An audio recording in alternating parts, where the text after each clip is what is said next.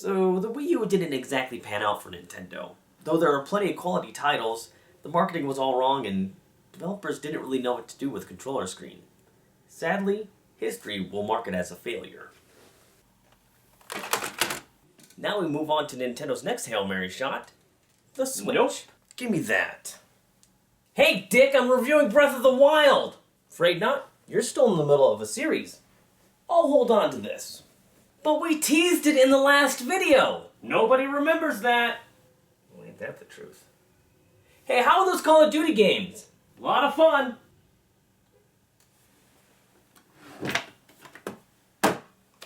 Undertale. Seeing as Undertale is an independent title, it should be a quick in and out situation, and I planned accordingly. I had the opportunity to play all the way through on this wonderful day known as the July Floating Holiday, which is how I did Bastion. It's a holiday that I have in common with nobody, so I get an entire 7 hours to myself. It is the only time in the whole year that I get 7 straight hours to do whatever the hell I want. That was, of course, just playing the game. The writing, filming, and editing, that's months of work. To follow up on Bastion, one of the friends explained, no, you really don't get it. Selecting the ending to start over gives you New Game Plus. That's what that choice means.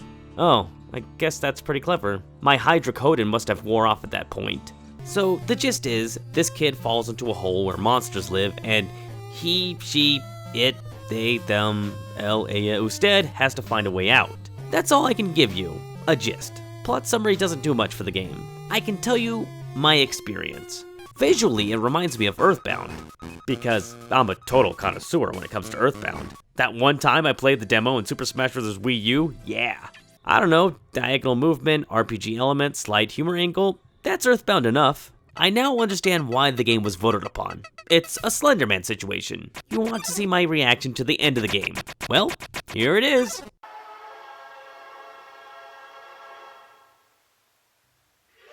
Whoa! That is not Super Nintendo graphics. Again, was it good for you? On the first playthrough, I found the motherly monster, Toriel, and obviously she wants to keep the kids safe.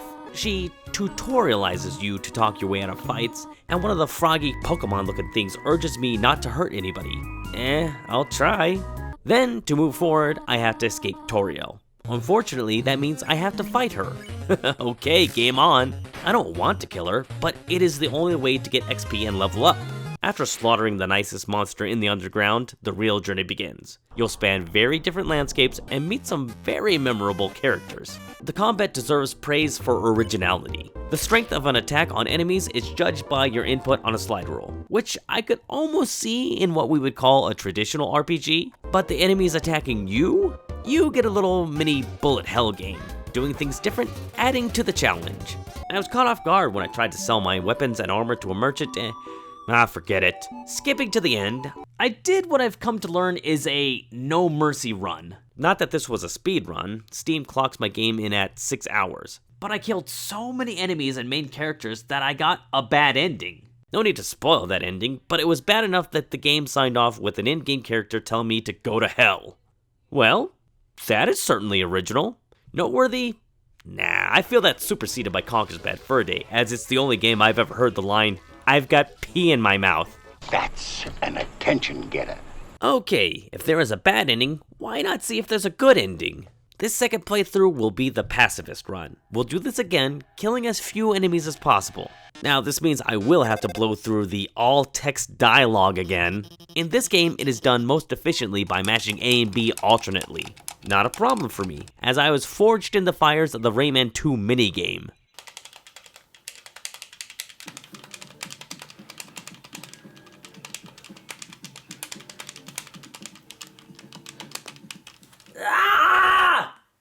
Baby Globox eats my ass! The second playthrough was a very telling experience and a turning point. It didn't seem like much had changed. I still got the whoa. So I checked out GameFAQs to see what my retarded non-art gaming self was undoubtedly doing wrong. Ugh.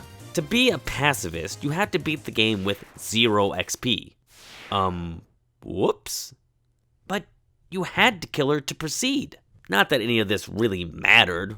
Once you get a bad ending, you're screwed. That ending is locked in. There's no possible way to get any other kind of ending. It's permanent. Great. Now to go pacifist, I have to literally beat the game. I had to turn off Steam's cloud saving, then find the archaic location of the save file on the hard drive and get rid of it. I've encountered prick developers in my day, but this guy wins. Yeah, guy. Isn't it incredible that this monumental game was made by one guy? Oh, for fuck's sake. It was not made by one guy. Let me introduce everybody to the credits. There are other people here. There are aliases here. This is the most non-committal credits I've ever seen. Yeah, he's a regular Linus Torvalds. One guy. On to the third playthrough, and the issue of getting past Toriel. You are advised to talk your way out of fighting. Doesn't appear this is gonna work here. Excuse me for taking the obvious route. Grr. To move past Toriel and not kill her, you have to choose the spare option a bajillion times. Well, don't you know that God himself beamed the instructions into my head? Throughout all the playthroughs, I'm noticing Undertale is lacking something. Fun. Maybe it was the overhype from the boats, perhaps the unwavering praise I've heard. Maybe, once again, I just don't get it. I didn't have fun playing Undertale. Oh, there were laughable moments. That robot Mettaton was a pisser. I guess I should have chuckled at the whole game show thing, but I've already done that in my videos. And I stole that from Donkey Kong Country too. Oh, but Mettaton did a cooking show. Hey, I've done that too! Okay. He also did that news report. Well, I was featured in one of Sadie's gaming information, talking up boom blocks. Yeesh, I gotta have a better example than that. Okay, in 2004, I was reviewing Passion of the Christ on public access television, and I did a god-awful impersonation of Bill O'Reilly. These old videos can be found at the Storm's Movie Review channel. It's a collection of reviews I did in college. It might be worth a subscription because it has weekly uploads. For now. Comedy is about timing. Comedy is about exaggeration. Comedy is about juxtaposition. Comedy can be achieved with a form of repetition. See also the 3-part joke. Repetition with Undertale doesn't work, and things that could have once been funny, I hate because of the number of fruitless playthroughs. I was on about my 4th try, attempting the true pacifist run before just losing general interest. I don't think I bought Undertale on a discount, but the summer Steam sale was in effect around that time. I picked up a Steam Link and controller for half price. The Link is an interesting piece of hardware that I found very little use for. Don't let them fool you, it's essentially a remote desktop with sound. I mean, at least it works, and I'm capturing some Undertale footage with it, but my desktop is already hooked up to a 42-inch Vizio, and my laptop has HDMI out.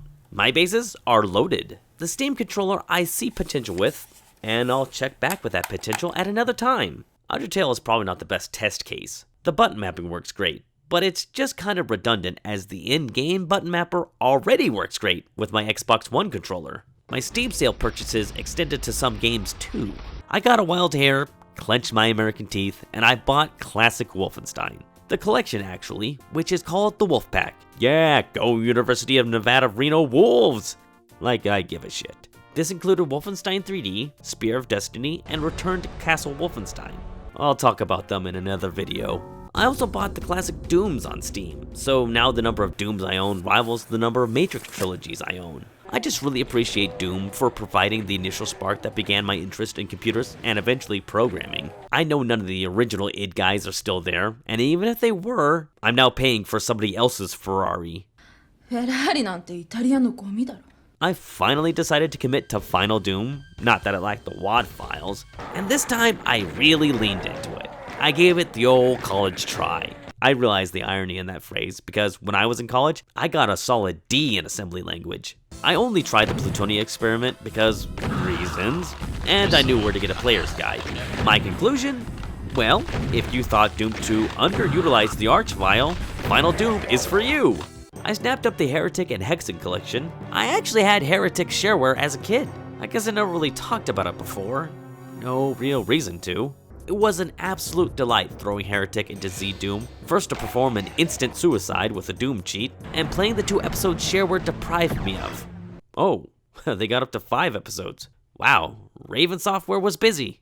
I of course had to buy Quake. Why not own Carmack's Holy Trinity? I don't have the greatest memories with Quake though. A teacher's aide snuck the full version of Quake into my high school's computer lab, and classmates would deathmatch each other after our daily typing lesson. Every day I was always last to finish, and I barely got time to browse the internet on the 56K connection. And on free days, I was peer pressured into joining the deathmatch, which, big surprise, I found boring. I had to ask my friend, does this game have a story? I thought I saw single player in the menu. This is before I knew the term campaign.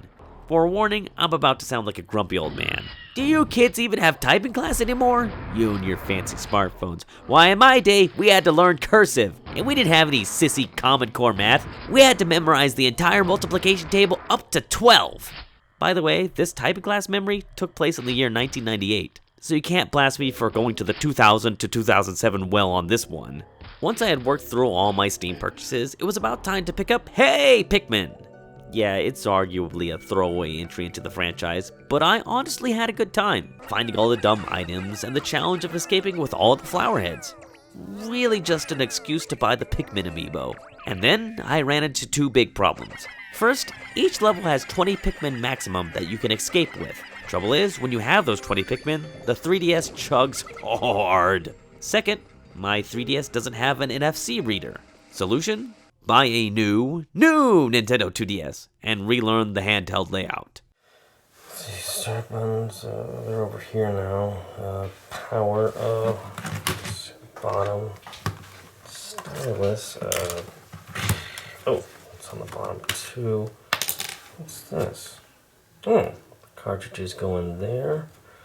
Well, these volumes in the same spot. Smooth frames and amiibo compatible. But now that I can use the amiibos, I feel I wasted my time. You can put older amiibo to the game and pick them up, or just put the Pikmin amiibo to it, and it'll get one for you. So I lazily did this until the game said I could only do this 5 times a day, and in ultra laziness, I would just set the internal clock forward a day and do it all over again. Now I have all the in-game, out-of-game, in-game amiibos. I win the internet. Oh, and I had to pick up Mario plus Rabbids Kingdom Battle. Great. I'm talking about a Switch game without talking about the Switch first. Okay, Mario is being handled by the toilet-obsessed Ubisoft. This should be some fun deformation of character. When it was announced at E3, I tweeted something about a Fire Emblem game that I want to play. I had to be corrected. It's not like Fire Emblem. It's most similar to XCOM. Okay, terrific. That's fine. The first and last Fire Emblem game I played was Path of Radiance. Some games should just stay in Japan. And I've never touched XCOM. If I were doing a review of Kingdom Battle, it would be a glowing review, mixing genuine humor with deep strategy. The clear line between winning and losing, or losing, is knowing in what order to move, attack, and power up each character. And you'll get the chance to learn, as it is much harder than I think anybody expected. You'll never fill up this power tree, but do your best by winning these extra challenges.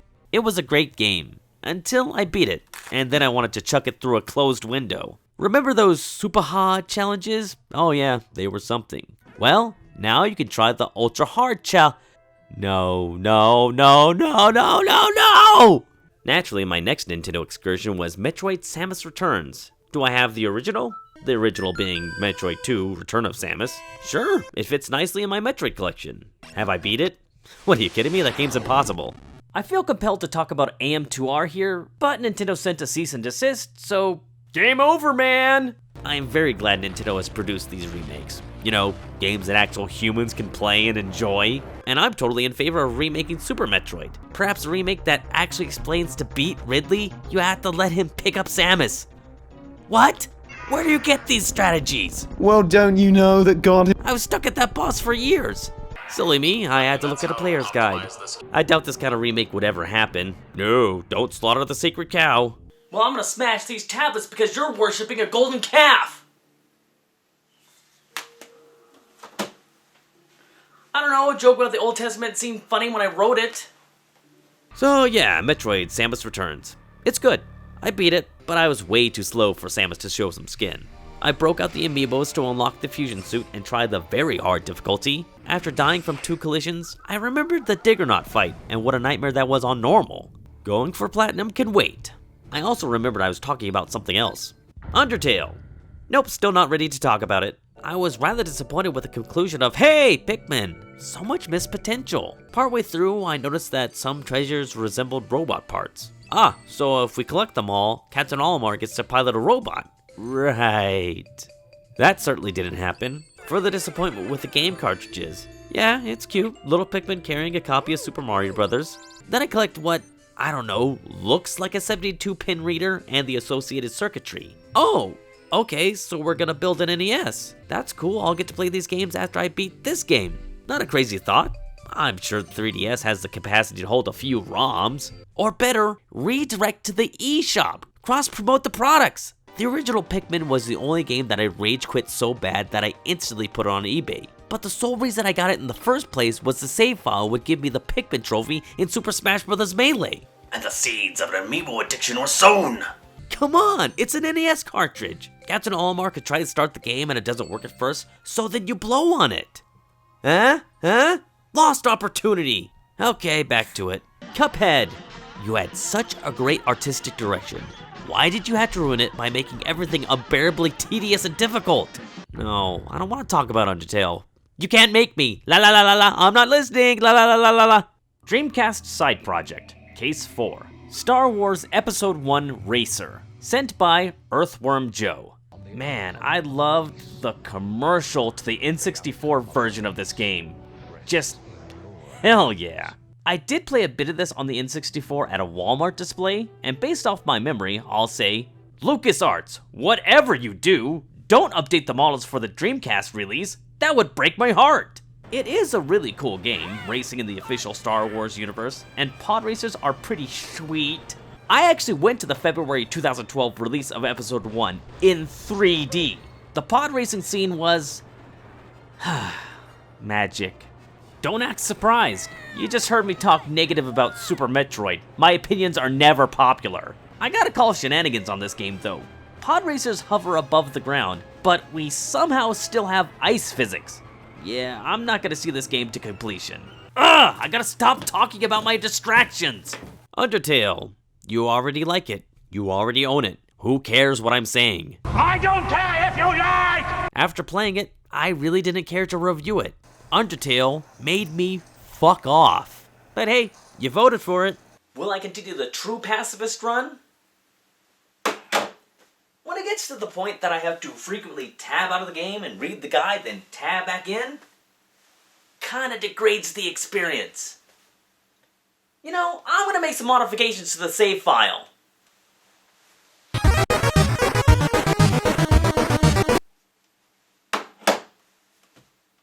How's that for an ending? Oh, and don't worry, we'll finish Tell Storm what to play. Hopefully there won't be fallout for taking so long!